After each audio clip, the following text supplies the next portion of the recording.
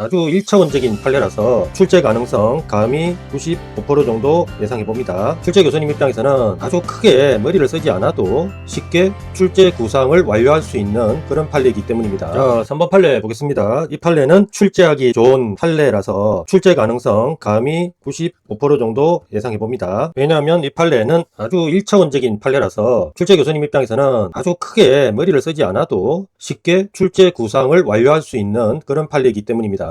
따라서 우리 수험생들도 1차원적으로 이 사건을 2시 갭 사건으로 단순 암기를 해두면 쉽게 풀리는 그런 내용이 될 것입니다. 이 판례가 왜 2시 갭 사건으로 불려야 하는지 이 판례 사안을 조금 캡숑장 간단히 도해식으로 살펴보겠습니다. 등장인물들을 등장시켜 보죠. 갑은 피고인이고 A는 피해자입니다. A와 갑이 어떤 문제로 말다툼 하던 중에 갑이 열받아서 갑 자신의 앞에 있던 이 책상을 12시 방향으로 뒤엎은 행위가 문제가 되어서 갑이 폭행죄로 기소가 된 사안인데요. 이때 피해자 A는 얼추 약 몇 시 방향에 위치해 있습니까? 10시 방향에 위치해 있죠. 자, 책상을 뒤엎은 행위의 방향이 12시 방향이고 A 피해자가 위치한 방향이 10시 방향이니까 몇 시간 차입니까? 2시 차이죠. 그래서 2시 갭 사건으로 불릴만 했던 겁니다. 등장인물들을 등장시켜 보겠습니다. 갑 피고인이고요. A는 피해자입니다. 갑과 A가 어떤 문제로 말다툼 하던 중에 갑이 너무 열받은 나머지 갑 자신의 앞에 놓여있던 책상을 12시 방향으로 뒤엎은 행위가 문제가 되어서 갑이 폭행죄로 기소가 된 사안인데요. 이때 A는 얼추 몇 시 정도에 위치해 있습니까? 10시 방향 쪽으로 위치해 있죠. 요걸 메인 포인트로 대법관님들께서 바라보신 겁니다. 몇 시간 차이가 납니까? 2시간 차이가 나죠. 자, 갑이 뒤엎은 방향은 12시, 피해자 A가 있었던 방향은 10시, 갭이 2시 정도 차이가 났는데 우리 대법관님들은 이 정도 갭 차이라면은 폭행죄의 폭행에 해당하지 않는다 라고 이렇게 판단을 한 겁니다. 왜냐하면 폭행 개념, 우리가 잘 아시듯이 사람의 신체에 대한 유형력 행사라고 하지 않습니까? 근데 갑이 책상을 뒤엎은 방향이 12시, A가 위치해 있는 쪽이 아니다 판단을 해서 이런 행위는 사람의 신체에 대한 유형 행사로 볼 수 없다 이렇게 판단합니다. 어떤 비슷한 사건, 좀 냄새나는 더러운 사건 2개가 떠오르죠. 그 2개 사건 비교하면 충분히 이해가 될 것입니다. 바로 그 냄새나는 더러운 2개 사건이 뭡니까? 그 유명한 똥사건 1과 똥사건 2죠. 똥사건 1은 본 판례와 동일한 폭행죄 사건이었고요. 똥사건 2는 공직방 사건이었습니다. 똥사건 1에서 피고인은 피해자 집 마당에 똥을 던져버렸죠. 이때 마당에 똥을 던져버린 행위는 신체에 대한 유형적 행사로 볼 수 없다라고 해서 폭행죄 부성립으로 결론 내렸습니다. 이렇게 폭행죄의 경우는 그 폭행 개념을 신체에 대한 유형적 행사라고 아주 좁게 해석을 한다고 해서 우리 판례는 폭행죄에서는 협의의 폭행 개념을 채택하고 있다라고 평가를 하죠. 반면 똥사건 2에서는 피고인이 어떤 경찰관에게 불만을 품고 그 경찰관이 근무하는 파출소에 찾아가서 아주 과감하게 파출소 바닥에다가 똥을 던져버렸다고 해서 공직방으로 기소가 되었던 경우였죠. 근데 이때 우리 판례는 공직방의 폭행은 사람에 대한 직간접의 유형력 행사다 라고 해석을 하고 피고인이 파출소 바닥에 똥을 던져버린 행위는 공직방 폭행에 해당하므로 공직방이 성립한다 라고 결론을 내렸습니다. 결국 우리 판례는 똥을 던지는 이 두 비슷한 행위에 대해서 폭행죄의 폭행은 부정하면서 공직방의 폭행은 인정을 하는 해석을 하고 있습니다. 공직방의 폭행을 폭행죄의 폭행보다 더 넓게 해석하고 있죠. 따라서 우리 판례는 공직방의 폭행에 대해서 광의의 폭행 개념을 채택했다라고 평가를 하고 있습니다. 이런 내용을 다시 한번 환기하고 본 판례 사례를 보시면 본 판례가 얼마나 1차원적인 쉬운 판례인지 알게 되실 겁니다. 자, 판결 요지 보겠습니다. 난가로 1번 폭행죄에서 말하는 폭행이란 그 뒤 내용은 안 봐도 뻔할 뻔짜의 내용이죠. 145번 이상 본 단골 레파토리 드립니다. 그래도 확인 차원에서 한번 살펴보죠. 사람의 신체에 대하여 불법한 유형력 행사함을 뜻하는 것이라고 했죠. 똥사건 원 딱 떠올리시면 됩니다. 자, 이 똥사건 원에서 피고인은 피해자에게 어떤 짓을 합니까? 마당에 똥을 던지는 행위를 했는데 그 마당에 똥을 던지는 행위는 사람의 신체에 대하여 불법한 유형력 행사한 것이다 아니다라고 이렇게 판단을 했죠. 이어서 보죠. 반드시 피해자의 신체에 접촉함 필요로 하던가요? 필요로 하지 않았습니다. 필요로 하는 것은 아니다. 너무나 익숙한 단골 레파토리들이죠. 왜 접촉함을 필요로 하는 것은 아니다 라고 합니까? 신체 접촉함이라는 것은 결국 결과 발생을 의미하는데 폭행죄는 아시는 바와 같이 결과범이 아니라 거동범이라고 하지 않습니까? 거동범인이 기수, 즉 범죄가 성립하기 위해서 결과 발생이 불필요하다는 것은 너무나 당연한 내용이죠. 그래서 이런 문구가 가능한 것입니다. 다만 형법상 폭행죄는 사람의 신체에 대한 완전성, 약간 덜 익숙한 단어죠. 보통 폭행죄 보호법이 이걸 표현할 때는 그냥 간단하게 신체에 대한 안전 이렇게 표현합니다. 근데 튀고 싶은 이 어떤 분들은 약간 철학적인 이런 단어들을 좋아하는 것 같아요. 완전성, 안전성 거의 같은 말이니까 그냥 봐주고 넘기십시다. 보통 신체 완전성은 상해죄, 상해를 표현할 때 자주 언급되던 그런 단어였는데 갑자기 폭행죄 보호법을 논하면서 이런 단어를 씁니다. 튀고 싶었던 모양이에요. 그러려니 하고 가십시다. 완전성을 보호하기 위한 것이지 사람의 심리적 문제는 아니지 않습니까? 불안감할 때 감, 이게 심리를 나타내는 용어죠. 심리, 감, 이거는 단순 무식한 폭행죄하고는 거리감이 있습니다. 굳이 따지자면 심리감은 폭행죄가 아니라 무슨 죄와 연결됩니까? 그렇죠. 협박죄와 연결되겠죠. 폭행죄하고는 거리감이 있는 그런 단어들이죠. 그렇게 알고 보시죠. 심리적 불안감까지 보호하기 위한 것은 아니지. 폭행죄가 얼마나 단순 무식한 이런 범죄인데 이런 것까지 생각을 하겠습니까? 아니므로 피해자의 신체에 접촉하지 않은 경우라도 폭행죄가 성립할 수는 있어요. 이론상 접촉하지 않은 사안에서 사람에 대한 유형력 행사가 폭행에 해당하는지를 판단할 때에는 폭행죄 보호법이 또 이런 단어 썼어. 아이 참 튀고 싶은 그런 분이었던 것 같아요.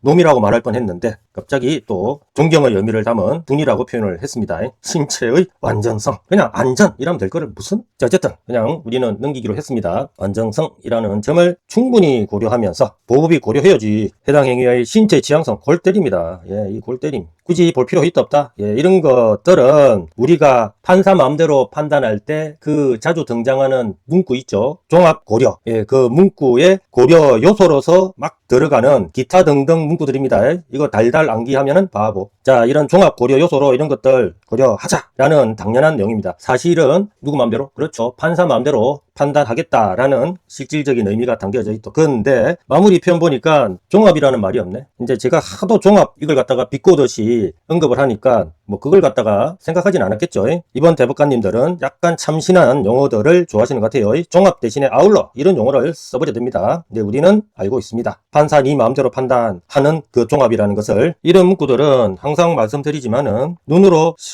가볍게 스캔하듯이 내려오다가 마지막에 이런 단어들 눈도장으로 꽉 찍어두시면 충분한 것들입니다. 양가로 이번에서는 본 판례의 구체적 사례를 살펴보겠습니다. 피고인과 갑, 헤이 우리 스타일 아니죠? 피해자를 또 이렇게 갑으로 설정을 해두셨네. 어쩌겠습니까? 우리들은 어의 입장이고 대법원은 갑의 입장이니 그대로 욕하지 말고 받아들이십시다.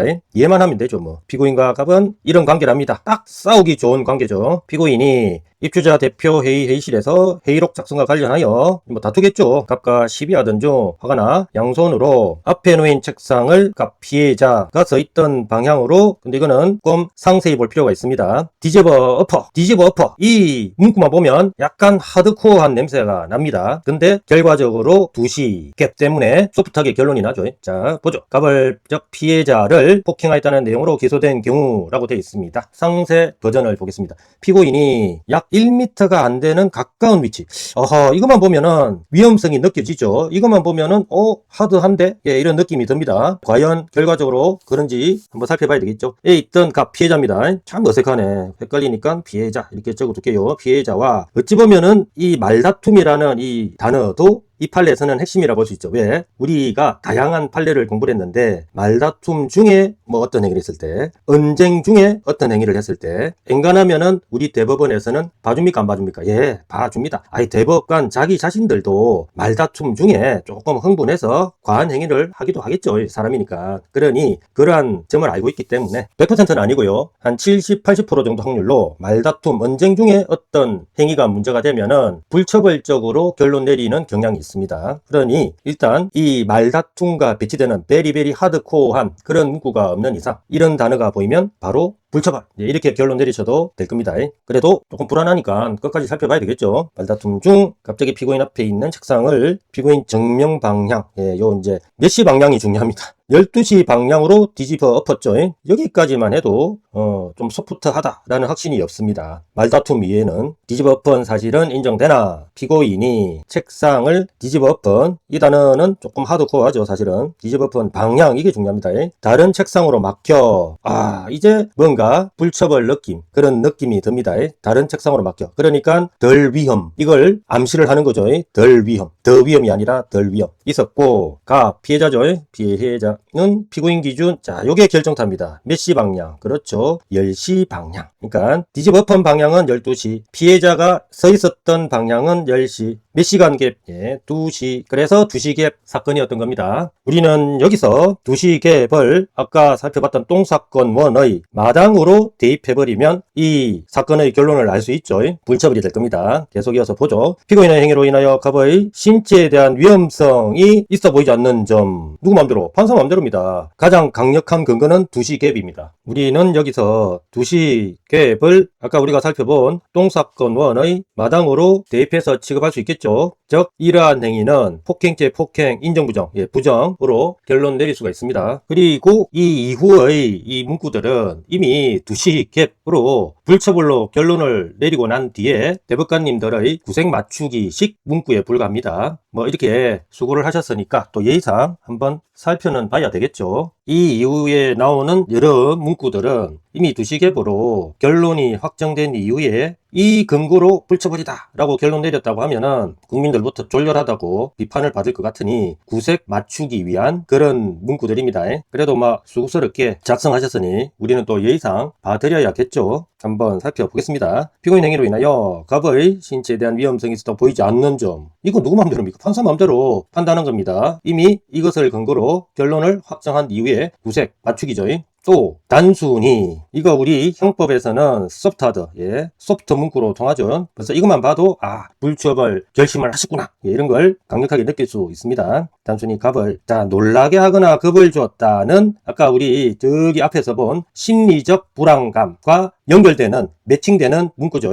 심리적 불안감, 이거는 폭행하고 전혀 상관이 없다고 했습니다. 따라서 놀라게 하거나 겁을 주었다는 것은 폭행죄 폭행으로 부정된다라는 것이죠. 이런 것들은 아까도 언급했지만은 어떤 죄와 매칭이 됩니까? 그렇죠. 특히 겁이라는 단어가 보이니까 협박죄와 더 매칭이 되겠죠. 폭행하고는 매칭이 될 수 없는 그런 문구들입니다. 폭행으로 볼 수 없는 점, 구색 맞추는 거죠.